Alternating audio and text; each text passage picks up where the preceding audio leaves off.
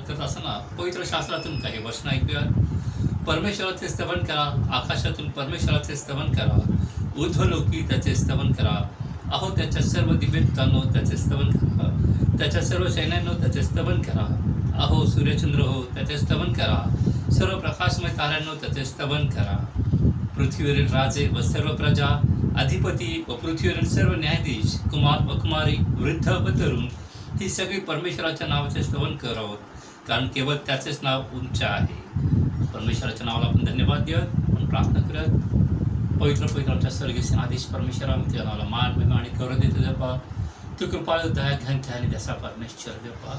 सगळे देपा गेले सप्ताहभर तू आम्हाला प्रत्येकाला सांभाळलंस, राखलंस देपा. तुझ्या दयेच्या कृपेच्या पंखाखाली तू आम्हाला झाकलंस देपा. आणि देपा सर्व रोगाच्या परिस्थितीमध्ये, सर्व व्याधीमध्ये तू आमचं रक्षण केलंस देपा. आणि देपा प्रत्येकाला तुझी कृपा, तुझा अनुग्रह पुरवस देपा. आणि पुन्हा एक बार फिरून देपा तुझ्या पवित्र मंदिरामध्ये तुझ्या स्तुती सवनासाठी आम्हाला एक दिलाने, एक चित्ताने एक ठिकाणी एकत्र केलं. तुमचा आभार मानतो देपा. आम्ही जेथे कुठे आहोत देपा त्या ठिकाणी देपा ते तुझं मंदिर आहे देपा. आणि तुझ्या मंदिरामध्ये आम्ही तुझी स्तुती स्तवन करत असणार देपा. तुझा आशीर्वाद तू आम्हाला सर्व मानव जातीवर उतरून येऊ दे देपा. यासाठी की प्रभू येशू तुझी इच्छा आहे की सर्व मानवाने तुझा गौरव करावा, तुझा धन्यवाद करावा. त्या वचन जे आता वाचलं त्या वचनाप्रमाणे देपा आम्ही खरोखरी आमचा जो सगळे देव आहे, जो आमचा प्रभू परमेश्वर आहे त्याचा धन्यवाद करावा. कारण तो भक्तांच्या स्तवनामध्ये राहणारा परमेश्वर देपा. आज तुझा अनुग्रह, तुझी कृपा तू आम्हाला ह्या भक्तीमध्ये येते. येशू धारणाच्या पवित्र गौरवनात्मक म्हणतो आहे. भक्तीच्या सुरुवातीला असताना आपण उपासना संगीतामधून गीत क्रमांक 423 हे गीत गाऊया. गीत क्रमांक 423, भक्तीची वेळ ही भक्तीची वेळ.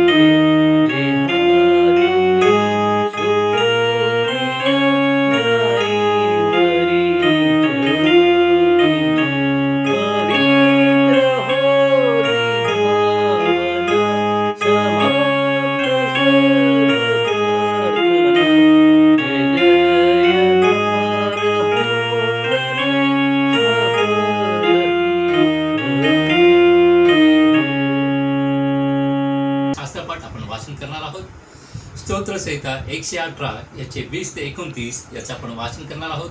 स्तोत्रसंहिता 118 याचे 20 ते 29 ही वचनं आपणासाठी डॉक्टर नचिकेत लिखाते हे वाचून दाखवतील. Praise the Lord. स्तोत्र क्रमांक 118 मधील 20 ते 29 वचने आपण वाचू. हे परमेश्वराचे द्वार आहे, यातून नीतिमान प्रवेश करत. तू माझे ऐकले आहे, तू माझे तारण झाला आहेस, म्हणून मी तुझे उपकार स्मरण करतो. बांधणाऱ्यांनी नापसंत केलेला दगड कोनशिला झाला आहे. ही परमेश्वराची करणी आहे, ती आमच्या दृष्टीने अद्भुत आहे. परमेश्वरानं नेमलेला दिवस हाच आहे, यात आपण उल्हास व आनंद करू. हे परमेश्वरा, आम्ही तुला विनवतो की आमचे तारण कर. हे परमेश्वरा, आम्ही तुला विनवतो की आमचा उत्कर्ष कर. परमेश्वराच्या नावाने येणारा धन्यवादित असो. परमेश्वराच्या घरातून आम्ही तुम्हास आशीर्वाद देतो. परमेश्वर देव आहे, त्याने आपल्याला प्रकाश दिला आहे. उत्सवाचा यज्ञपशू वेदीच्या शिंगास दोऱ्यांनी बांधा. तू माझा देव आहेस, मी तुझे उपकार स्मरण करीन. हे माझ्या देवा, मी तुझी थोरवी गाईन. परमेश्वराचे उपकार स्मरण करा, कारण तो चांगला आहे, कारण त्याची दया सनातन आहे. येथे शास्त्रभाग समाप्त होतो. वाचलेली सर्व वचने प्रभू परमेश्वर आपल्यासाठी आशीर्वादित करो. आमीन. जुना करारमधून सफन्याचं पुस्तक याचा 3रा अध्याय वचन 14 ते 20 हे आपल्यासाठी पद्मा पाटोळे वाचून दाखवतील. जुन्या करारातून सफन्या याचा 3रा अध्याय 14 ते 20 वचने. जुन्या करारातून सफन्या 3रा अध्याय 14 ते 20 वचने. सियोन कन्ये उंच स्वराने गा, हे इस्रायला जय जयकार कर. यरूशलेम कन्ये मनपूर्वक उल्हास व उत्सव कर. परमेश्वराने तुझा दंड दूर केला आहे, तुझ्या शत्रूचे निवारण केले आहे. इस्रायलाचा राजा परमेश्वर तुझमध्ये आहे, तुला पुन्हा अरिष्टाची भीती प्राप्त होणार नाही. त्या दिवशी यरूशलेमेस म्हणतील, हे सियोने, भिऊ नको, तुझे हात गळू देऊ नको. परमेश्वर तुझा देव सहाय्य करणाऱ्या वीरासारखा तुझ्या ठाई आहे. तो तुझविषयी आनंद उत्सव करेल, त्याचे प्रेम स्थिर राहील. तुझविषयी त्याला उल्हास वाटून तो गाईल. जे तुझे लोक सणाच्या मेळ्याची आठवण करून रडतात, त्यास मी एकत्र मिळवीन. त्याचवर निंदेचा भार पडला आहे. पहा, त्या समयी तुला पीडा पडणाऱ्या सर्वांचा मी समाचार घेईन. जी लंगडी आहे तिला मी वाचवीन, हाकून दिलेलीच परत आणीन. अखिल पृथ्वीवर ज्याची अप्रतिष्ठा झाली आहे त्यांची प्रशंसा व नाव लौकिक व्हावा असे मी करीन. त्या समयी मी तुम्हास आणून एकत्र करीन, तुमच्या डोळ्यादेखत तुमचा बंदिवास उलटवीन. तेव्हा पृथ्वीवरल्या सर्व राष्ट्रात तुमचा लौकिक व गौरव होईल असे मी करीन. देवबाप वाचलेली सर्व वचनं आशीर्वादित करो. त्याच्या नावाला मान, महिमा आणि गौरव आता आणि सदा सर्व काळ लाभो. आमेन. नवीन करारामधून पत्र वाचन. इब्री करास पत्र याचा 4था अध्याय आणि वचन 14 ते 16 हे आपण ऐकणार आहोत. इब्री करास पत्र याचा 4था अध्याय वचन 14 ते 16 आपल्यासाठी मानसिक प्रकाश गायकवाड ह्या वाचून दाखवतील. बायबलमधून आपण इब्री लोकास पत्र 4था अध्याय 14 ते 16 वचने ही वाचूया. इब्री लोकास पत्र 4था अध्याय 14 ते 16 वचने ही वाचूया. तर मग आकाशातून पार गेलेला देवाचा पुत्र येशू हा थोर प्रमुख याजक आपल्याला आहे, म्हणून आपण जो पत्कार केलेला आहे तो दृढ धरून राहू. कारण आपल्या सर्वांच्या दुर्बलतेविषयी ज्याला सहानुभूती वाटत नाही असा आपला प्रमुख याजक नाही, तर तो सर्व प्रकारे आपल्याप्रमाणे पारखिलेला होता, तरी निष्पाप राहिला. तर मग आपल्यावर दया व्हावी आणि ऐनवेळी साह्यासाठी कृपा मिळावी, म्हणून आपण धैर्याने कृपेच्या राजासनाजवळ जाऊ. वाचलेल्या वचनांद्वारे परमेश्वर आपणास आशीर्वादित करो. त्याच्या नावाला मान, महिमा, गौरव आता आणि सदा सर्व काळ असो. आमेन. आपण सर्व मिळून आपला विश्वास अंगीकार म्हणूया. सर्व समर्थ देव जो पिता, आकाश व पृथ्वी यांचा उत्पन्न करता, त्याचवर मी विश्वास ठेविते आणि त्याचा एकुलता एक पुत्र येशू ख्रिस्त आमचा प्रभू, जो पवित्र आत्म्याच्या योगाने गर्भरूप झाला, कुमारी मरेच्या उदरी जन्मास आला, ज्याने पंतपला त्यावेळेस दुःख भोगिले, ज्याला वधस्तंभी खिळिले, जो मरण पावला व ज्याला पुरिले, जो मृत लोकात उतरला व 3ऱ्या दिवशी मेलेल्यातून पुन्हा उठला, स्वर्गात चढला आणि सर्व समर्थ देव जो पिता त्याच्या उजवीकडे बसला आहे, तेथून जिवंतांचा व मेलेल्यांचा न्याय करावयास जोडणार आहे. त्याचवर मी विश्वास ठेविते. पवित्र आत्मा, पवित्र सार्वत्रिक मंडळी, पवित्र जनांची सहभागिता, पापांची क्षमा, देहाचे पुनरुत्थान आणि सार्वकालिक जीवन, याचवर मी विश्वास ठेविते. आमेन. यास आपण सर्व मिळून मध्यस्थीची प्रार्थनेमध्ये जाऊयात आणि आपल्यासाठी सौ स्नेहल कदम यांना मी विनंती करतो की त्यांनी आपल्या सर्वांसाठी मध्यस्थीची प्रार्थना करावी. आपण प्रार्थना करू. पवित्र पवित्र महान गौरवी थोर प्रभू परमेश्वर पित्या, आकाश आणि पृथ्वी यांच्या उत्पन्न करत्या, तुझ्या नावाला मान, महिमा आणि गौरव सदा सर्व काळ असो. परमेश्वरा, तुझ्या चरणाजवळ येऊन मध्यस्थी करण्याची संधी तुम्हाला दिलीस, म्हणून प्रथम मी तुझे आभार मानते. देवबापा, ह्या क्षणी आम्ही जसे आहोत तसे तुझ्या चरणाजवळ आलेलो आहोत, कारण आमच्या अंतःकरणाचा ताबा घेणारा तू जिवंत देव आहेस. तू पुनरुत्थित ख्रिस्त आहेस. तू विश्वाचा पालक आहेस. तू राजांचा राजा आणि प्रभूंचा प्रभू आहेस. भरकटलेल्या मेंढरांना पुन्हा आपल्या कळपात आणणारा तू उत्तम मेंढपाळ आहे. तू उत्तम महायाजक आहेस. सेनाधीश परमेश्वरा, तुझी स्तुती भक्ती आराधना करण्यासाठी तू पुन्हा एक वार आम्हा सर्वांना एकत्रित घेऊन आलास आणि आमच्या मागण्या तुझ्या चरणाजवळ सादर करण्याची संधी तू आम्हाला दिलीस. म्हणून मी पुन्हा एकदा तुझ्या नावाला धन्यवाद देते, तुझे आभार उपकार मानते. देवबापा, यावेळी आम्ही प्रार्थना करतो आमच्या चर्चसाठी. आमच्या चर्चचे पाळक साहेब रेव्हरंड सुधीर गायकवाड व रेव्हरंड पराग लोंढे यांच्यासाठी. देवबापा, ते चर्चची धुरा सांभाळत असतात. तू त्यांचा मार्गदर्शक हो. त्यांच्या कार्यात तू त्यांना मदत कर. देवबापा, तुझी ही मेंढरे हे मेंढपाळ चालत असतात. त्यांच्या मार्गात येणारी सर्व अडखळण तुझ्या पवित्र नावात दूर कर. त्यांचा सांभाळ करता हो. त्यांच्या कुटुंबियांची तू काळजी घे व त्यांना आशीर्वादित कर. देवबापा, तुझ्या या सेवकाद्वारे जे वचन आम्हासाठी तू दिलेलं आहेस ते आशीर्वादित कर. त्या वचनाद्वारे तू आमच्याशी बोल व देवबापा, ते वचन आम्हापर्यंत पोहोचवत असतात. त्यांच्या जीवे ओठा कंठाला तू स्पर्श कर, त्यांना तू आशीर्वादित कर. तसेच परमेश्वरा, आम्ही प्रार्थना करतो पुणे धर्मप्रांताचे बिशप माननीय राईट रेव्हरंड पॉल दुपारे व पुणे डायसिसचे सर्व घटक आणि प्रत्येक पाळक वर्ग यांच्यासाठी आम्ही प्रार्थना करतो. देवबापा, प्रत्येक जण आपली जबाबदारी पार पाडत असतात. तू त्यांना तुझ्याकडून येणारं ज्ञान, बुद्धी, सामर्थ्य पुरव. त्यांना आशीर्वादित कर. त्यांची व त्यांच्या कुटुंबियांची काळजी तू घे. तसेच परमेश्वरा, आम्ही प्रार्थना करतो आमच्या चर्च कमिटीसाठी. आमच्या चर्चचे सेक्रेटरी, उपसेक्रेटरी, खजिनदार व सर्व कमिटीतील सभासद यांच्यावर तू विपुल असा आशीर्वाद पाठव. आज घराघरातून ही भक्ती पोचवत असतात. त्यांच्या मार्गात येणारी सर्व अडखळण तू दूर कर आणि हे कार्य अधिक प्रेरणेने करण्यासाठी तू त्यांना सहाय्य कर. यावेळी आम्ही प्रार्थना करतो आमच्या चर्चमधील वयोवृद्धांसाठी.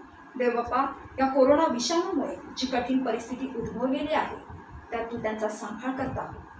त्यांच्या आरोग्याची तू काळजी घे. तुझं पवित्र वलय त्यांच्या भोवती असू दे. देवबापा, आम्ही ह्या वेळेला प्रार्थना करतो आमच्या चर्चचे सभासद, महिला मंडळ, तरुण मंडळ, संडे स्कूल वर्ग व त्यांच्या शिक्षिका यासाठी. देवबापा, या सर्व घटकावर तू आपला विपुल असा आशीर्वाद पाठव. हे सर्वजण तुझे कार्य करत असता तू त्यांच्या कार्यात अधिक वाढ कर. देवबापा, आम्ही सर्वजण ख्रिस्ताचे अवयव म्हणून या ठिकाणी या कठीण काळात देखील एकजुटीने कार्य करावं म्हणून तू आम्हाला तुझी कृपा पुरव. आम्हा सर्वांच्या अंतःकरणाचा ताबा तू घे. तसेच परमेश्वरा, जगभरात कोरोना विषाणूमुळे जी परिस्थिती निर्माण झालेली आहे त्यावर लवकरात लवकर तू आम्हाला मार्ग काढून दे. देवबापा, जगभरात कित्येक लोक मृत्युमुखी पडत आहेत. त्यांच्या कुटुंबियांचं तू सांत्वन कर. या परिस्थितीमुळे कित्येक जण हतबल झालेले आहेत, नैराश्याने ग्रासले गेलेले आहेत. कित्येक लोक आपल्या कुटुंबियांपासून दूर आहेत, भुकेने व्याकुळ आहेत, अनेक कठीण परिस्थितींशी सामना करत आहेत. देवबापा, त्यांच्या प्रत्येकांच्या गरजा तुला ठाऊक आहेत, त्या तू दयेने आणि कृपेने पुरव. त्यांच्या दुःखी अंतःकरणावर तू मायेने फुंकर घाल आणि हे जगावरील संकट लवकरच नष्ट कर.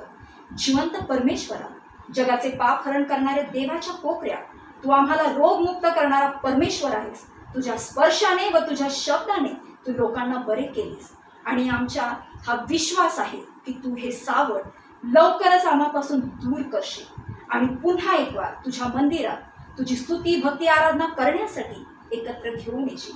हा आमचा विश्वास आहे. तसेच आम्ही प्रार्थना करतो की दिवस रात्र कष्ट करणारे वैद्यकीय क्षेत्रातील सर्व घटक, तसेच सफाई कामगार, तसेच अहोरात्र सेवा करणारे पोलीस, देवबापा, या कोरोनामुळे विविध क्षेत्रातील लोक परमेश्वरा रस्त्यावर उतरत आहेत. तू त्यांना मदत कर, तू त्यांना आशीर्वादित कर. त्यांच्या कार्यामध्ये परमेश्वरा तू त्यांना बळ सामर्थ्य दे.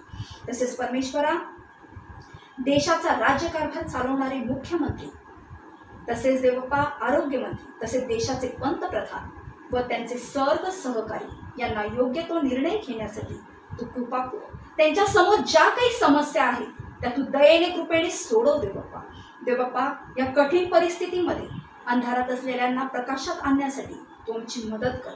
आमच्या शरीराचा व अंतःकरणाचा ताबा तू घे. योहान 15:33 वचनात म्हटल्याप्रमाणे आम्ही धीर धरावा, कारण तू जगाला जिंकले आहेस.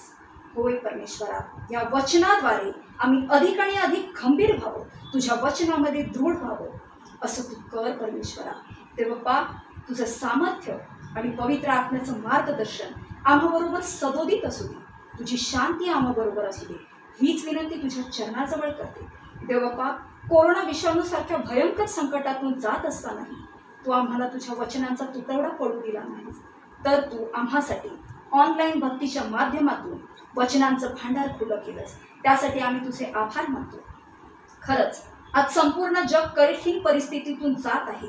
दुःख, यातना, चिंता यांचाच रोज सामना करावा लागत आहे.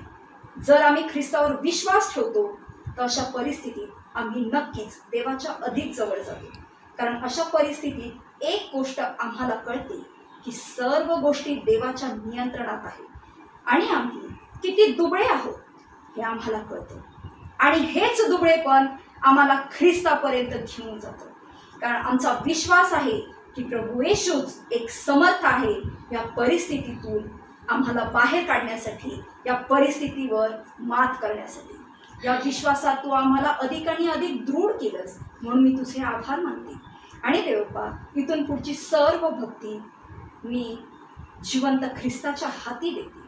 देवप्पा, आतापर्यंत तू आम्हाला चालवलंस, इथून पुढे देखील तू आम्हाला चालवशील हा आमचा विश्वास आहे. देवप्पा, धन्य तारक उद्धारक प्रभू येशू ख्रिस्त, जो आमच्या पापासाठी वधस्तंभावर मरण पावला आणि तिसऱ्या दिवशी मेलेल्यातून पुन्हा विजय आणि पुनरुत्थित झाला, त्या माझ्या विजयी ख्रिस्ताच्या नावाने मागते, म्हणून तू ऐक माझ्या बाप्पा. आमेन. करता नेमण्यात आले शुभवर्तमान आपण ऐकूया. योहान शुभवर्तमान याचा 20वा अध्याय आणि वचन 19 ते 23 हे आपण ऐकूया. योहान शुभवर्तमान याचा 20वा अध्याय याचे 19व्या वचनापासून आजच्या शुभवर्तमानाला प्रारंभ होतो. त्याच दिवशी म्हणजे आठवड्याच्या पहिल्या दिवशी संध्याकाळी जेथे शिष्य होते तेथील दारे यहुद्यांच्या भीतीमुळे बंद असता येशू आला व मध्ये उभा राहून म्हणाला, तुम्हा शांती असो. असे बोलून त्याने आपले हात व क्रूस त्यांना दाखविली. तेव्हा प्रभूला पाहून शिष्यांना आनंद झाला. येशू पुन्हा त्यांना म्हणाला, तुम्हा शांती असो. जसे पित्याने मला पाठवले आहे तसे मीही तुम्हास पाठवितो. असे बोलून त्याने त्यांच्यावर फुंकर टाकला आणि त्यांना म्हटले, पवित्र आत्म्याचा स्वीकार करा. ज्या कोणाच्या पापांची तुम्ही क्षमा करीता त्यांची क्षमा झाली आहे आणि ज्या कोणाची तुम्ही तशीच ठेविता ती तशीच ठेवलेली आहे. हे ख्रिस्ताचे शुभवर्तमान आहे. हे ख्रिस्ता, तुझी स्तुती असो.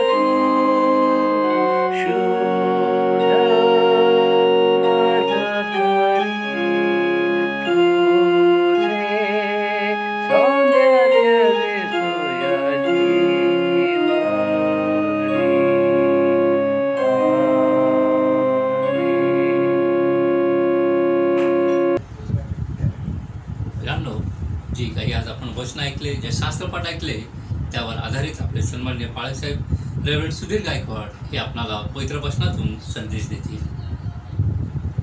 आणि कृपाळू गौरव दे बापा, मान महिमा आणि गौरव दे. तुझ्या दयेच्या सणाजवळ येतो, तुझ्या समक्षतेत तू आम्हाला घेत आहेस, आभार मानतो.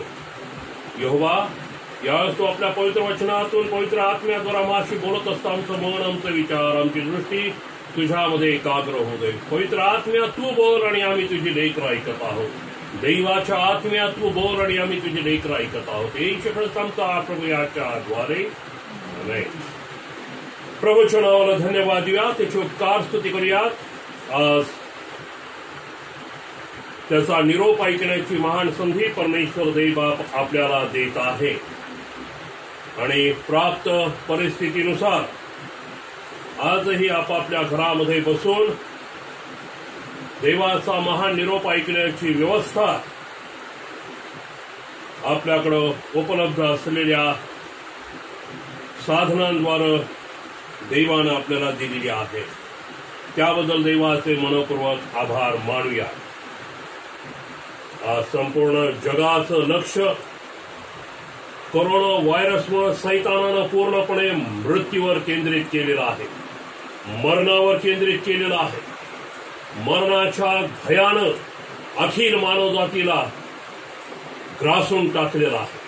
अनेक देश आज हवालदिल झालेले आहेत आणि या भयंकर मृत्यूच्या पाशातून बाहेर कसं यावं यासाठी ते प्रयत्न करत आहेत. देवाच्या प्रिय मंडळी, अर्थात हे प्रयत्न मनुष्य आपल्या ज्ञानावर, आपल्या बुद्धिमत्तेवर, शहाणपणावर अवलंबून करत आहे. ज्याप्रमाणे ख्रिस्ताचा जन्म हे महान सत्य आहे, इतिहास त्याला मान्यता देत आहे. ख्रिस्ताचं वधस्तंभावरील मरण हे दुसरं महान सत्य आहे, इतिहास त्यालाही पुष्टी देतं, मान्यता देतं. आणि ख्रिस्ताचं पुनरुत्थान म्हणजेच मरणातून तिसऱ्या दिवशी पुन्हा उठणं, यालाही इतिहास मान्यता देत आहे. हे तिसरं महान सत्य जगातील अनेक लोक मान्य करीत आहेत.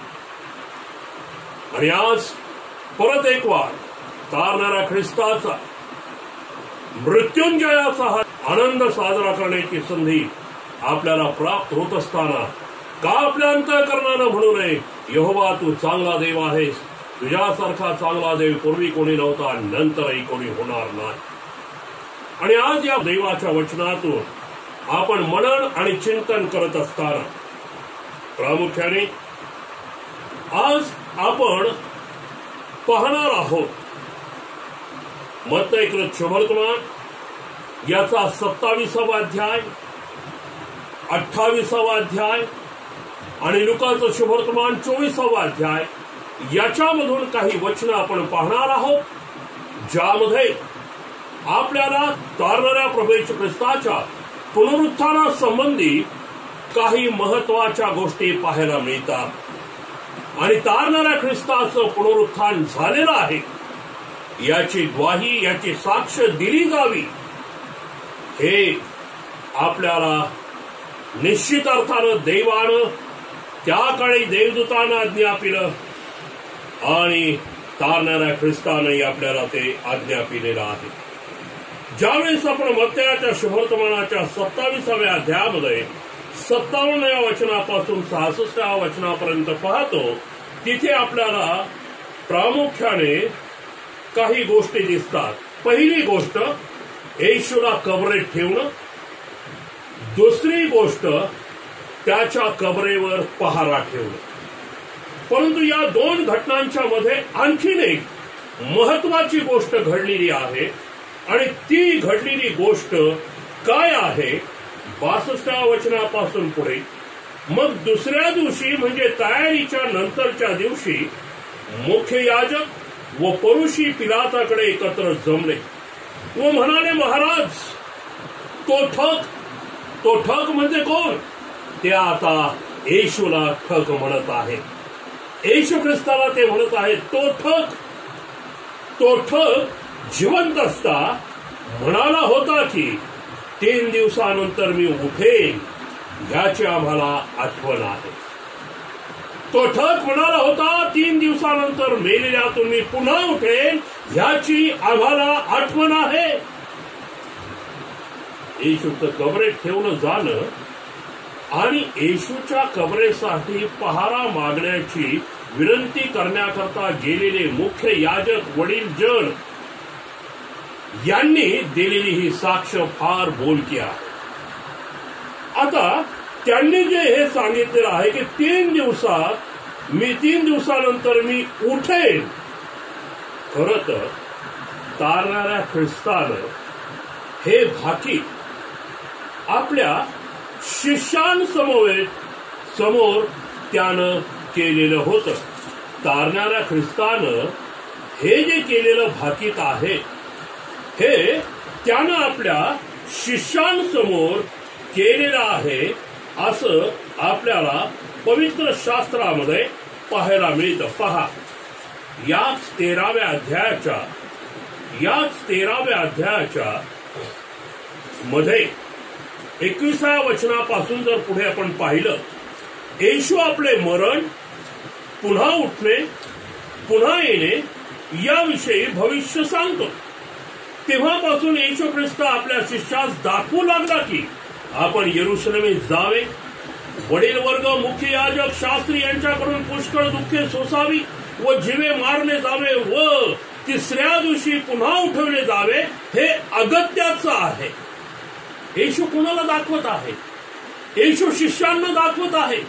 येशू शिष्यांना सांगत आहे, मनुष्याचा पुत्र पापी जनांच्या हाती धरून दिला जाणं, मनुष्याचा पुत्र मारला जाणं, मनुष्याचा पुत्र पुरला जाणं, पण तिसऱ्या दिवशी पुनरुत्थित होणं, हे तो शिष्यांना सांगतोय. हे पवित्र शास्त्रात ग्रंथित आहे.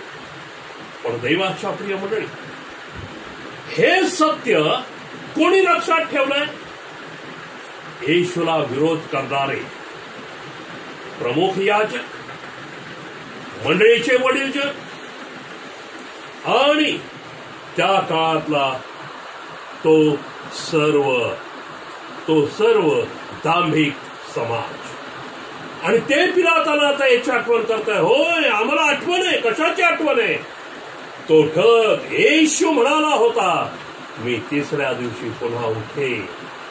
दैवाच्या प्रिय मंडळी, या लोकांनी हे सत्य ठेवला जावा अशी विनंती पिलाताकडे केली आणि पिलातानं त्यांना परवानगी दिली. आणि मग यांनी नुसता पहारा ठेवला नाही, तर कबर सील केलेली आहे, मुद्रित केलेली आहे. देवाच्या प्रिय, ज्या ख्रिस्तानं हे महान सत्य शिष्यांना सांगितलं होतं की तिसऱ्या दिवशी मी पुन्हा उठेन, त्या सत्याप्रमाणे 28व्या अध्यायामध्ये ज्यावेळेस आपण येतो त्यावेळेस हे सत्य वास्तवात घडलेलं आहे असं प्रथम काही स्त्रियांच्या अनुभवास आलं. पहा, 28वा अध्याय पहिलं वचनापासून. मग शब्बाताच्या शेवटच्या आठवड्याच्या पहिला दिवस उजाडताच मगदालिया मरिया, दुसरी मरिया खडगे पाहायला आले. आणि पहा, मोठा भूमिकंप झाला, कारण प्रभूचा दूत आकाशातून उतरून जवळ आला आणि त्याने दारावरून म्हणजे कबरेच्या दारावरून धोंडा बाजूला लोटून देऊन त्यावर बसला. आणि त्याचे स्वरूप विजेसारखे होते, त्याचे वस्त्र बर्फासारखे पांढरे होते आणि त्याच्या भयाने पहारेकरी थरथर कापून मेल्यासारखे झाले. मग दूताने त्या बायांना उत्तर देऊन म्हटले, तुम्ही भिवू नका, कारण मला ठाऊक आहे की वधनस्तंभी दिलेल्या येशूचा तुम्ही शोध करीत आहात. तो येथे नाही. तो येथे नाही म्हणजे कुठे नाही? तो ज्या कबरेमध्ये मृतवत येशूला पाहण्याकरता या स्त्रिया आलेल्या होत्या, त्या स्त्रियांना तो सांगतो, तो म्हणजे ज्या येशूला तुम्ही पाहायला आला, तो येशू या कबरेमध्ये नाही. तो येशू येथेही नाही. मग कुठे आहे? तो येथे नाही, कारण त्याने सांगितल्याप्रमाणे तो उठलेला आहे. Praise the Lord. त्यानं सांगितल्याप्रमाणे म्हणजे येशूनं सांगितल्याप्रमाणे जे त्या काळातल्या याजकांनी लक्षात ठेवून पिलाताला सांगितलं, तो येशू उठला आहे. देवदूतांनी प्रथम या स्त्रियांना सांगितलं. त्यानं खरं तर हा घडलेला प्रकार प्रथम त्या पहारा देणाऱ्या पहारेकरांनी पाहिलेला असणार, पण ते सर्व पाहिल्यावर ते भयभीत झाले असं म्हटलेलं. ते भयभीत होऊन मृतवत झाल्यासारखे झाले आहे. देवदूतानं त्यांना काहीच सांगितलं नाही. देवदूतानं पहारा देणाऱ्या त्या पहारेकरांना काहीच सांगितलं नाही. त्यांनी थेट त्या स्त्रियांना सांगितलं ज्या येशूला पाहायला आलेल्या, येशूच्या मृत शरीराला सुगंधी द्रव्य लावण्याकरता आलेल्या होत्या. आणि त्यांना तो म्हणतो, त्यानं सांगितल्याप्रमाणे तो उठलेला आहे. त्यानं सांगितल्याप्रमाणे तो उठला आहे. तो निजला होता ती जागा पहा. तो निजला होता ती जागा पहा. आणि मग देवदूत या स्त्रियांना सांगत आहे, लवकर जाऊन त्याच्या शिष्यांना सांग. लवकर जा आणि त्याच्या शिष्यांना सांगा. काय सांगा? येशू उठला आहे. येशूचं पुनरुत्थान झालेलं आहे. मरणावर त्यानं विजय मिळवलेला आहे. मरण त्यानं नाहीसं केलेलं आहे. तो पुनरुत्थित सांगितल्याप्रमाणे झालेला आहे. आणि मग वचन सांगतं, त्या स्त्रिया गेलेल्या आहेत. त्या स्त्रिया गेलेल्या आहेत. त्यांनी जाऊन शिष्यांना वर्तमान सांगितलेलं आहे. येशू आम्हाला भेटला. आणि त्या जात असता वचन सांगतं, येशू त्यांना भेटलेला आहे. येशू त्या स्त्रियांना भेटलेला आहे. आणि त्या स्त्रियांना भेटल्यानंतर त्या स्त्रियांनी त्याला नमन केलं, त्याच्या पाया पडला. आणि येशू त्यांना पहिली गोष्ट म्हणत आहे, भिवू नका, भिवू नका. जा माझ्या भावांना सांगा, मी गालीला तुम्हाला भेटणार. जा माझ्या भावांना. तो हे म्हणत नाही माझ्या शिष्यांना सांगा, तो म्हणतो माझ्या भावांना सांगा. कोणते भाऊ हो त्याचे? कोणते भाऊ? गेतशेमनी बागेपासून ज्यांनी त्याची साथ सोडली, जे निघून गेले आपापला जीव वाचवून, बंद खोलीमध्ये स्वतःला ज्यांनी आता कोंडून घेतलेला, भयग्रस्त झालेले आहेत आणि अश्रू ढाळून दुःख करत आहेत, हताश झालेले आहेत. आता पुढं काय? कदाचित त्यांना या विचारानं ग्रासला असेल, या भयानं ग्रासला असेल की ज्या येशूला यांनी धरून मरणदंडाची शिक्षा दिली, तो येशू तर मेलेला आहे. आता कदाचित हे लोक त्याचे शिष्य म्हणून आम्हालाही धरतील, आम्हालाही मरणदंड देतील. त्यांनी स्वतःला लपवलेला आहे. येशू म्हणत आहे, माझ्या भावांना सांगा, माझ्या भावांना सांगा, भयभीत होऊ नका. मरणाची नांगी मोडून मी जिवंत झालेला आहे आणि मी तुम्हाला भेटायला येत आहे. मी तुम्हाला भेटायला येत आहे. या तुम्ही पण या. देवाच्या या ठिकाणी आपण पाहतो, प्रथम मुख्य याजक शास्त्री यांनी सांगितलं, तो ठक म्हटला होता, मी पुन्हा उठेन. देवाच्या आता देवदूतांनी या स्त्रियांना सांगितलं, लवकर जाऊन सांगा. तो म्हणाला होता त्याप्रमाणे उठला. येशूनं त्यांना सांगितलं, माझ्या भावंडांना सांगा, भिवू नका, मी तुम्हाला भेटायला येत. आणखीन थोडंसं पुढे या. आणखीन थोडंसं पुढे या. 11व्या वचनात, आणि त्या जात असता पहारेकऱ्यातील कित्येक नगरात आले आणि ज्या गोष्टी घडून आल्या त्या सर्व त्यांनी मुख्य याजकांना सांगितल्या.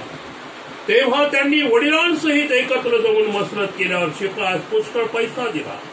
ते म्हणाले, तुम्ही असे बोला की आम्ही झोपी गेलो असता त्याच्या शिष्यांनी रात्री येऊन त्याला चोरून नेले, आणि जर हे सुभेदाराच्या कानी पडले तर आम्ही त्याला समजावून तुमची काळजी काढून टाकू. मग त्यांनी पैसा घेतला आणि जसे त्यांना शिकवले होते तसे त्यांनी केले. ही गोष्ट यहुदी लोकांमध्ये पसरली ती आजपर्यंत चालू आहे. भयानक पहा, याजकांनी सांगितलं तो उठणार आहे हे आम्ही ऐकलेलं आहे, म्हणून कबरेसाठी पहारा मागितला. देवदूतांनी सांगितलं तो उठला आहे, जाऊन सांगा. येशूनं सांगितलं, माझ्या भावंडांना सांगा, मी तुम्हाला भेटायला येत. पण त्या काळात ज्या पहारेकऱ्यांनी हे पाहिलं, त्यांनी जाऊन ज्यांनी त्यांना ही कामगिरी दिली त्यांना जेव्हा हे सत्य सांगितलं, पहा त्या जबाबदार घटकानं काय केलं, त्यांनी या पहारेकरांना पैसे देऊ केले. सांगितलं, तुम्ही जाऊन लोकांमध्ये अशी अफवा पसरवा की आम्ही झोपेत असताना त्याचे शिष्य आले आणि येशूचा मृतदेह घेऊन गेले, आणि त्याचा परिणाम आजपर्यंत येशूला स्वीकारत नाही. देवाचा आणखीन एक प्रसंग आपण पाहणार आहोत. लुकाचं शुभवर्तमान 24वा अध्याय. लुकाचं शुभवर्तमान याचा 24वा अध्याय. आणि या 24व्या अध्यायामध्ये अमावस गावाकडे जाणाऱ्या 2 व्यक्तींबरोबर येशू चालू लागला आणि त्यांची चर्चा चालू होती येशूच्या बाबतीत काय घडलं याबाबत. आणि येशू त्यांना विचारतो काय घडलेलं आहे.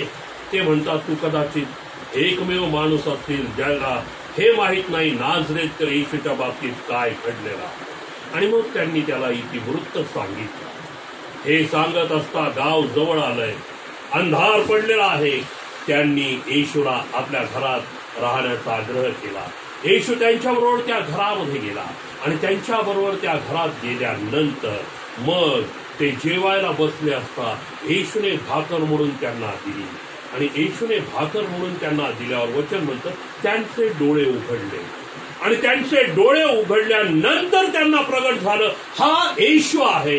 पण वचन सांगतं तोच येशू अंतर्धान पावलेला आहे. त्यानो लगेचच वचन सांगतं ते दोन्ही शिष्य परत आपल्या भावंडांकडे म्हणजे या शिष्यांकडे आलेले आहेत. आणि या शिष्यांकडे आल्यानंतर त्यांनी काय केलेलं आहे पहा 32 वचनापासून. लोक 24:32. आणि ते एकमेकास म्हणाले तो वाटेत आम्हाशी बोलत होता व आम्हाला शास्त्ररेखाचा उलगडा करून सांगत होता तेव्हा आमचे अंतःकरण आमच्या आत उकळत नव्हते काय. तेव्हा त्याच घटनेस ते उठून यरूशलेमेस माघार गेले. आणि 11 जण व त्याच्या बरोबरचे लोक हे एकत्र जमलेले त्यांना आढळले. ते म्हणत होते प्रभू खरोखरच उठला आहे व शिमोनाला दिसला आहे. मग त्यांनी वाटेतल्या गोष्टी सांगितल्या व तो भाकर मोडताना त्याची ओळख आपणाला कशी पटली हेही सांगितले. प्रियांनो पहा या ठिकाणी आपल्याला याजकांनी सांगितलं पण त्यांनी येशूच्या कबरेवर पहारा मागण्याकरता सांगितलं. देवदूतांनी स्त्रियांना सांगितलं येशू उठला आहे. येशूनं स्त्रियांना सांगितलं भावंडांना सांगा मी उठलो आहे आणि मी तुम्हाला भेटायला येत आहे. अमावस गावच्या शिष्यांनी सांगितलं तो खरोखर उठला आहे आम्हाला भेटलेला आहे. त्याचा परिणाम काय झालेला आहे पवित्र शास्त्र आपल्याला सांग. आज पुनरुत्थानाचा सण आपण साजरा करत असतात. ज्या ज्या लोकांना त्यावेळेस सांगण्यात आलं सांगा त्यांनी सांगितलं परिणाम काय हो. याजकांनी हे सत्य लक्षात ठेवलं तो उठेल की काय या भयानक कबरेवर पहारा मागितला देवाच्या त्यांनी हे सत्य लोकांपर्यंत खोट्या रीतीनं पाठवलं. त्याचा परिणाम आजपर्यंत यहुदी लोकांवर आहे. शिष्यांनी या स्त्रियांनी पुनरुत्थित ख्रिस्त सांगितला त्याचाही परिणाम आपल्याला आज जगात दिसतो. आज या जगात बहुतांश विश्वासणारे लोक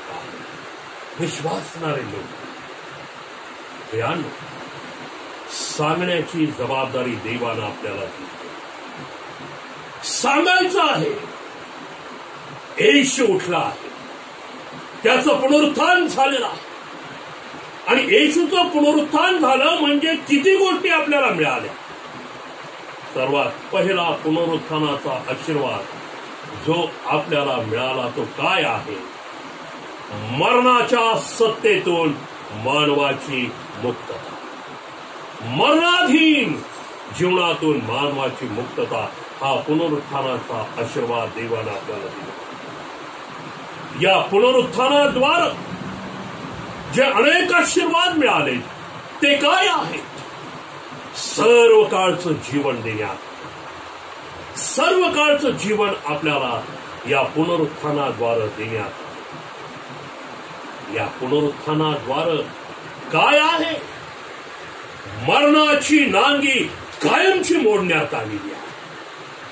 म्हणजेच सैतानाचं आधिपत्य कायमचं नाहीसं करण्यात आलेलं आहे. ख्रिस्ताच्या पुनरुत्थानानं विश्वासणाऱ्यांच्या जीवनामध्ये मरणाचं सर्व अस्तित्व नाहीसं केलं, सैतानाचं अस्तित्व नाहीसं केलं, सर्व काळच्या जीवनाचा वर्षाव करण्यात आलेला, अनंत काळचं जीवन देण्यात आलेला, नव्या यरुशलेमेचे भागीदार करण्यात आलेला, देवाचे वारस करण्यात आलेला आहे, देवाचा वंशाची ओळख नव्यानं देण्यात आलेली आहे. तो पिता आणि आपण लेकरं या नात्याला परत मान्यता मिळाली. देवाच्या सांगण्याची गरज, पुनरुत्थान जाहीर करण्याची गरज. अनेक लोक आज ती साक्ष देतात. इस्रायलामध्ये जाऊन आल्यावर ख्रिस्ताची कबर रिकामी आहे. हालेलुया. ख्रिस्ताची कबर रिकामी आहे, ती राहणारच होती, कारण देवानंच ती योजना केलेली होती. आपल्या भक्तास पूजण्याचा अनुभव तो येऊ देणार नव्हता. ती कबर रिकामी राहणारच होती आणि आजपर्यंत ती रिकामी कबर अनेकांनी पाहिली. देवाच्या प्रिय त्या रिकाम्या कबरेकडे पाहत असतात. फक्त समाधान व्यक्त करण्याकरता ती कबर रिकामी नाही, फक्त आनंद करण्याकरता ती कबर रिकामी नाही. ती कबर यासाठी रिकामी आहे की प्रत्येक विश्वासणाऱ्याला त्या रिकाम्या कबरेनं ही सामर्थ्याची साक्ष दिलेली आहे. पुनरुत्थान निश्चित होणार, पुनरुत्थान निश्चित होणार. आज आपल्यालाही पुनरुत्थानाची गौरवी आशा आपल्याला सांगायचं आहे. परंतु प्रियानो, पुनरुत्थान कशासाठी? कशासाठी पुनरुत्थान? देवाच्या पवित्र वचनातून ज्यावेळेस आपण पाहतो, योहान प्रत शुभवर्तमान 5वा अध्याय, योहान प्रत शुभवर्तमान याचा 5वा अध्याय, आणि या 5व्या अध्यायाच्या ज्यावेळेस आपण 28व्या वचनाकडे पाहतो, तिथे काय म्हटलंय पहा. याविषयी आश्चर्य करू नका, कारण अशी वेळ येत आहे की जे थडग्यामध्ये आहेत ते सर्वजण त्याची वाणी ऐकतील, आणि ज्यांनी चांगली कामे केली ते जीवनाच्या पुनरुत्थानास, आणि ज्यांनी वाईट कामे केली ते न्यायाच्या पुनरुत्थानासाठी बाहेर निघून येतील. ज्यांनी चांगली कामे केली ते सार्वकालिक जीवनाच्या पुनरुत्थानासाठी बाहेर येणार आहे, न्यायासाठी बाहेर येणार आहे. होय, ख्रिस्ताच्या कबरेची साक्ष पुनरुत्थान निश्चित आहे, सर्वांचं आहे. पण पुनरुत्थान कशासाठी? सर्व काळच्या जीवनात. दानिएलाचा ग्रंथ 12व्या अध्यायामध्ये म्हटलेला आहे, तेव्हा मातीत निजलेल्यांचा मोठा समुदाय उठेल. कित्येक सर्व काळचं जीवन मिळवण्यासाठी उठतील, पण कित्येक कायमस्वरूपी धिक्कारले जाण्यासाठी, नाकारले जाण्यासाठी उठवले जाणार आहे. देवाच्या प्रिय मंडळी, पुनरुत्थानाचा आनंद जरूर उपभोगायचा आहे, पुनरुत्थानाची साक्ष द्यायचीच आहे. परंतु पुनरुत्थान कशासाठी होणं गरजेचं आहे? ख्रिस्ताचं पुनरुत्थान आपल्याकरता झालेलं आहे, कारण आपण त्या सर्व काळच्या जीवनासाठी त्याचे निवडलेले लोक व्हावे, सर्व काळच्या जीवनासाठी नव्या यरुशलेमेचे वारसदार होण्यासाठी त्याचे निवडलेले लोक व्हावे. म्हणून हे सर्व मरणं, पूर्ण जाणं, पुनरुत्थित होणं, परत येऊन राज्य स्थापित करणं हे ख्रिस्त करणार आहे. देवाच्या प्रिय, आज आपण पुनरुत्थानाचे साक्षीदार आहोत का? आणि जर आहोत तर कसे साक्षीदार आहोत? मत्याच्या शुभवर्तमानामध्ये आपल्याला पाहायला मिळतं 5व्या अध्यायात आपल्याला काय येशूने शिकवलं? तुमचा प्रकाश लोकांपुढे असा पडू द्या की लोकांनी तुमची सत्कर्मे पाहावीत आणि त्याद्वारे गुप्तदर्शी पुनरुत्थित ख्रिस्ताचं देवाचं गौरव करा. आज देवाच्या प्रिय मंडळी, आपल्या प्रकाशित जीवनाद्वारे साक्ष इतरांना पाहता आली पाहिजे, त्यांना गुप्तदर्शी त्याचं गौरव करता आलं पाहिजे. काय घडतं पहा. एक प्रसंग आपण पवित्र शास्त्रातून पाहणार आहोत. पहा, मत्तई शुभवर्तमान याचा 8वा अध्याय, मार्काचं शुभवर्तमान 5वा अध्याय, लुकाचं शुभवर्तमान 8वा अध्याय. गर्सेकर येथील भूतग्रस्ताबाबत या ठिकाणी आपल्याला एक प्रसंग पाहायला मिळतो. आणि या प्रसंगामध्ये आपल्याला काय पाहायला मिळतं तर एक भूतग्रस्ताला येशू ख्रिस्तानं बरं केलेला. आणि हा भूतग्रस्त जेव्हा बरा होतो त्यावेळेस तेथे डुकरं चारणारे काही लोक होते. आणि हे डुकरं चारणारे लोक त्या ठिकाणी हा सर्व प्रसंग आपल्या उघड्या डोळ्यानं पाहत होते. आणि हा प्रसंग ते लोक पाहत असताना काय घडलेलं आहे, जेव्हा तो भूतग्रस्त सैतानाच्या तावडीतनं येशूच्या द्वारे मुक्त झाला, सोडवणूक झाली, त्याची बंधमुक्त झाला. आणि मग त्याच्या बाबतीत काय घडलं 35व्या वचनापासून लूका 8. तेव्हा जे झाले ते पाहण्यास लोक निघाले.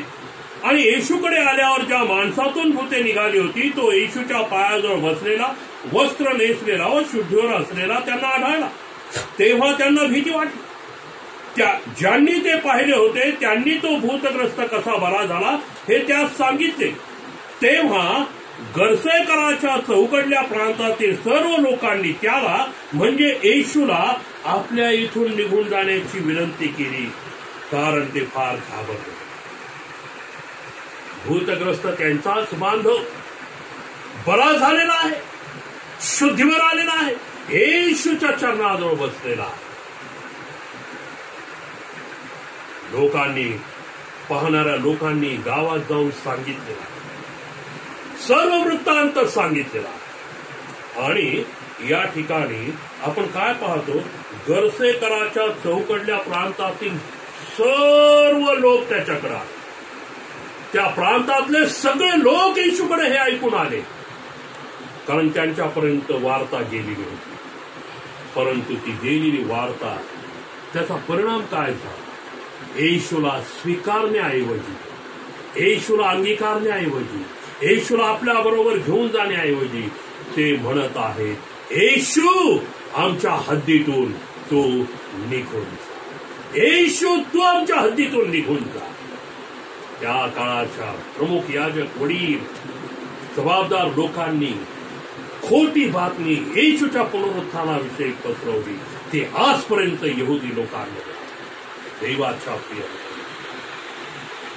पुनरुत्थित ख्रिस्ताविषयीची साक्ष देणं गरजेचं आहे.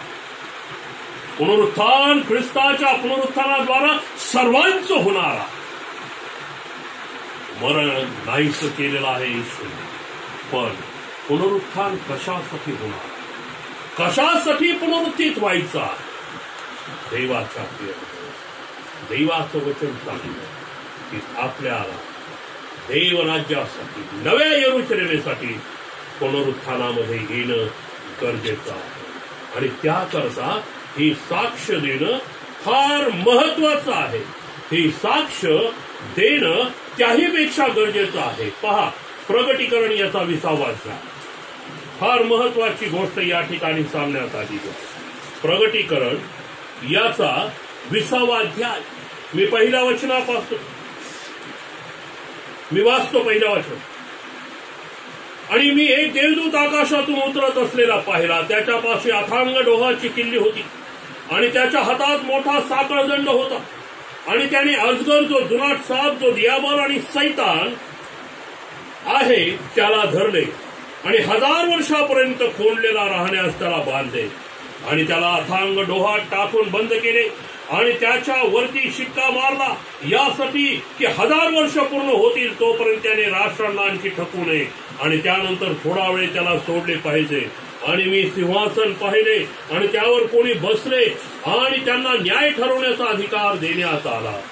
आणि येशूच्या साक्षीमुळे आणि देवाच्या वचनामुळे ज्यांची शिरे छेदली होती, लक्षपूर्वक ऐका, येशूच्या साक्षीमुळे म्हणजे ज्यांनी स्वार्थ सांगितली, पुनरुत्थित ख्रिस्ताला ज्यांनी गाजवलं, त्या साक्षीमुळे आणि देवाच्या वचनामुळे ज्यांची शिरे म्हणजे मस्तके छेदली होती आणि ज्यांनी श्वापदाला आणि त्याच्या मूर्तीला नमन केले नव्हते आणि आपल्या कपाळावर किंवा आपल्या हातावर त्याची खून घेतली नव्हती, त्यांचे जीव मी पाहिले आणि जिवंत होऊन त्यांनी ख्रिस्ताबरोबर 1000 वर्ष राज्य केले.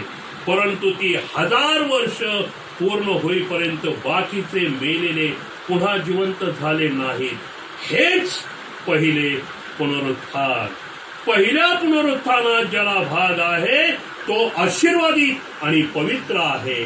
त्याच्यावर दुसऱ्या मरणाची सत्ता नाही, तर ते देवाचे आणि ख्रिस्ताचे याजक होतील आणि त्याच्याबरोबर 1000 वर्ष राज्य करतील. यानो हे कोण?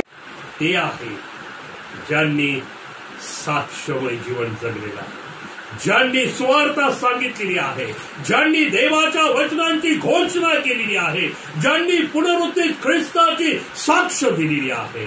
आणि हे करत असताना ज्यांचा शिरच्छेद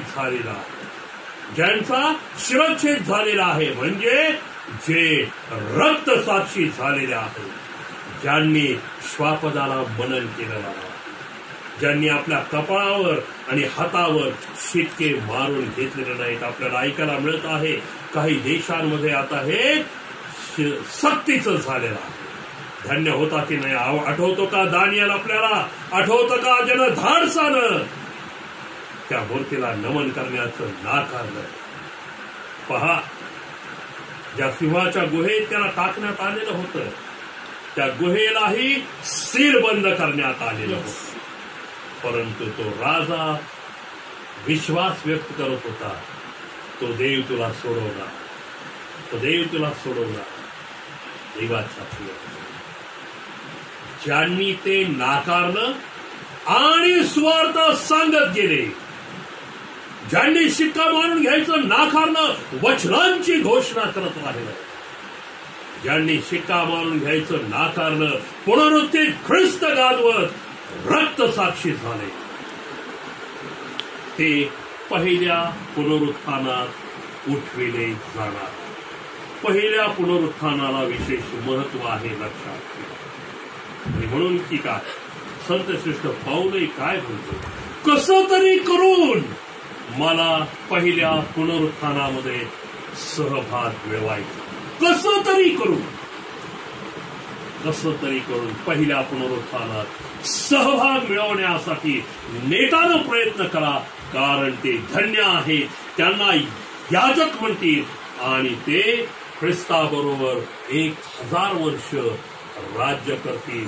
पण त्याआधी जे मृतवत झालेले आहेत, ज्यांनी स्वार्थ सांगितले नाही, पुनरुत्थित ख्रिस्त गाजवला नाही, वचनांची सेवा केलेली नाही, त्यांचं पुनरुत्थान होणार नाही असं प्रगटीकरणात स्पष्ट म्हटलंय. देवाच्या प्रिय म्हणून इतके वर्ष आपण पुनरुत्थानाचा सण साजरा करत आहोत, इतके वर्ष पुनरुत्थानाच्या सणाचा आनंद आपण उपभोगलेला आहे.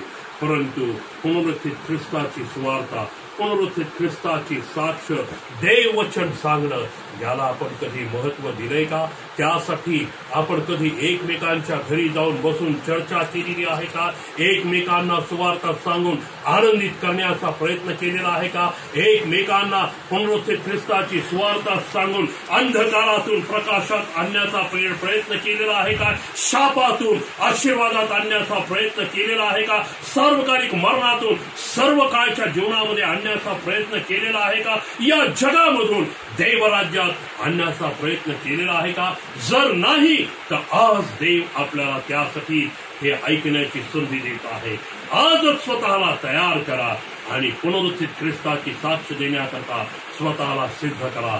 एकदा एका फार मोठ्या जहाजामधून हजारो लोक प्रवास करत एका देशासाठी निघालेले आहेत आणि त्या देशाला ते जात असताना काही वेळातच ते आता तेथे पोहोचणार होते. परंतु तुफान समुद्रामध्ये सुटलेला, ते जहाज हेलकावे खाऊ लागलेला आणि जहाज हेलकावे खात असताना कॅप्टनच्या लक्षात आलेला जहाजाच्या तळाजवळ कुठं तरी छिद्र पडलंय आणि तेथून जहाजाच्या आत पाणी येऊ लागलेलं आहे. कॅप्टन हवालदिल झालेला आहे, भयभीत झालेला आहे. त्याच्यावर जबाबदारी होती आणि म्हणून तो लोकांपर्यंत येतो आणि त्या लोकांना शांत करून म्हणतो, पहा, आपलं जहाज हेलकावे खात आहे, किनारा गाठायचा आहे, अंतर थोडं राहिले, पण या हेलकाव्यामुळे जहाजाच्या तळामधून कुठंतरी छिद्र पडून आता जहाजात पाणी येऊ लागलेलं आहे. असा कोणी तुमच्यापैकी आहे काय की जो खाली जाईल आणि ते छिद्र बुजवण्याचा प्रयत्न करेल? बराच वेळ वाट पाहायला कोणाचा काही प्रतिसाद मिळाला नाही, पण एक तरुण तयार झाला. तो म्हणाला, मी जातो आणि मी त्या ठिकाणी ते छिद्र बंद करतो. आणि त्या तरुणानं क्षणात त्या खवळलेल्या समुद्रामध्ये उडी टाकली, तळाजवळ गेला, त्या ठिकाणी हात लावून बसला. पाणी यायचं थांबलं. काही वेळानं वादळ शांत झालं. ते जहाज हेलकावा खायचं थांबलं आणि मग सर्व शांत झाल्याबरोबर कॅप्टननी त्या पाण्यामध्ये उडी मारली. प्रत्येकाला प्रश्न पडला, अरे बाबा, आता कॅप्टननी कशा करता या पाण्यामध्ये उडी मारली? काही वेळानं तो कॅप्टन हातामध्ये त्या तरुणाचा मृतदेह घेऊन वर येत आणि तो मृतदेह घेऊन त्या जहाजावर तो आला. आणि त्या जहाजावर आल्यावर मग त्याने त्या जहाजाच्या लोकांना सांगितलं, हा तरुण माझा एकुलता एक मुलगा आहे. ज्या तरुणानं उडी मारली, प्राणार्पण केलं, पण तुमचे प्राण वाचवले, तो माझा एकुलता एक मुलगा. त्या ठिकाणी लोक हळहळायला लागले, दुःख करायला लागले, काहींनी अश्रू गाळले. जहाज किनाऱ्याला लागला. जो तो आपापल्या घरी निघून गेला. जहाजाचा कॅप्टन आपल्या मुलाचा मृतदेह घेऊन त्याची उत्तरक्रिया करण्याकरता निघून गेला. देवाची ख्रिस्ताचं मरण, ख्रिस्ताचं पूर्णजन, ख्रिस्ताचं पुनरुत्थान, या तिन्ही सणाला वर्षानुवर्ष आपण एकत्र येतो, आपण ऐकतो. अतीव दुःख झालं, अश्रू ढाळले, घरी निघून जातो. पुनरुत्थानाच्या उपासनेला हसत मुखाने आनंद व्यक्त करतो, घरी निघून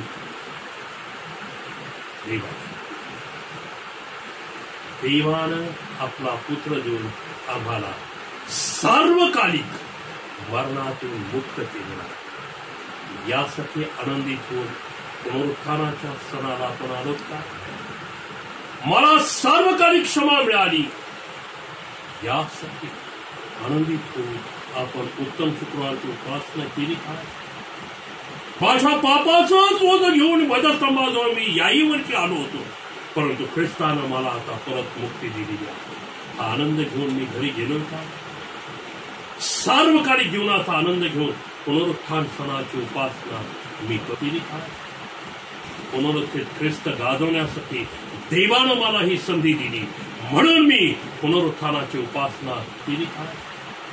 देवाच्या प्रेमाने या अनेक प्रश्नांची उत्तर आपल्याला यास्तव ज्यास ऐकाव्यास का नाही तो हे ऐकतो. आम्ही प्रार्थना की त्या परमेश्वर आभार मानतो या वचनांद्वारा आम्हाशी बोलला.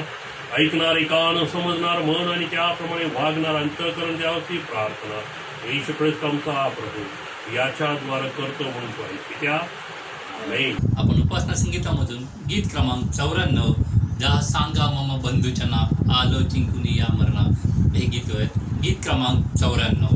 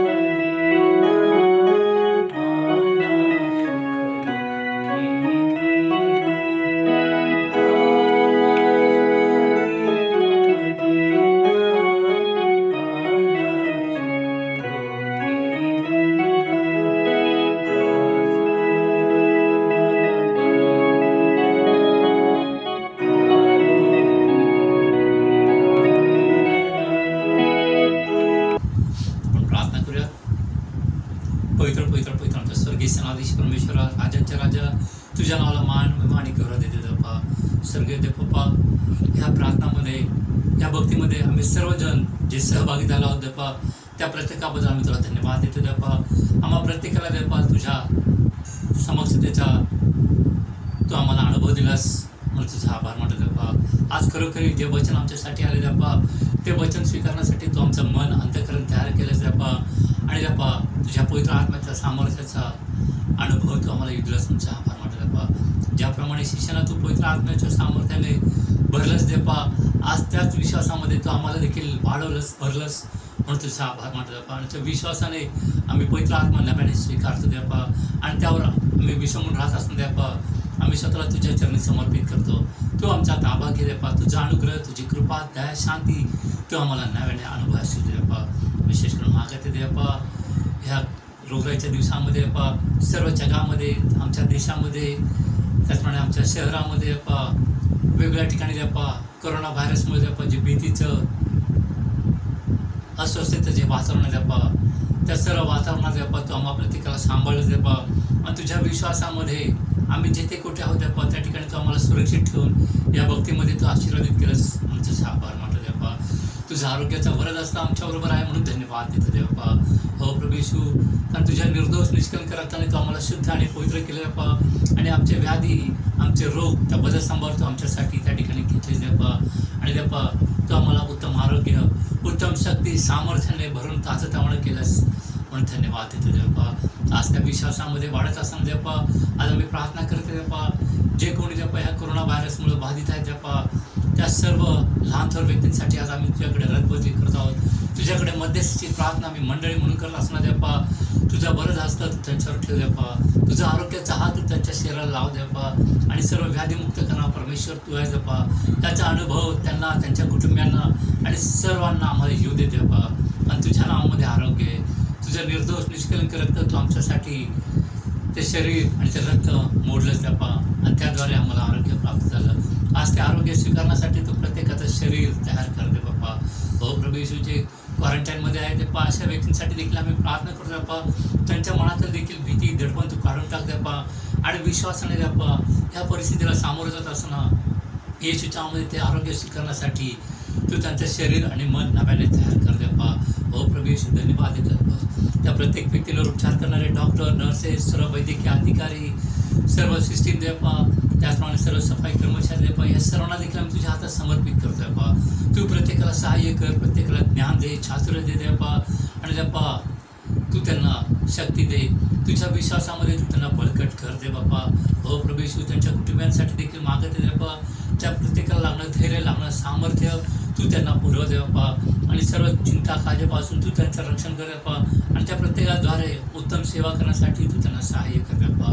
हो देवप्पा, त्याचप्रमाणे मागत येते बाप्पा, ज्या ज्या ठिकाणी बाप्पा त्याच्यामुळे सर्व आर्थिक परिस्थिती बिघडलेली बाप्पा, सर्व अस्तव्यस्त झाले बाप्पा, ती सर्व परिस्थिती देखील आम्ही तुझ्या हातामध्ये समर्पित करतो बाप्पा. कारण आमच्या प्रभूला अशक्य असं काहीच नाही बाप्पा.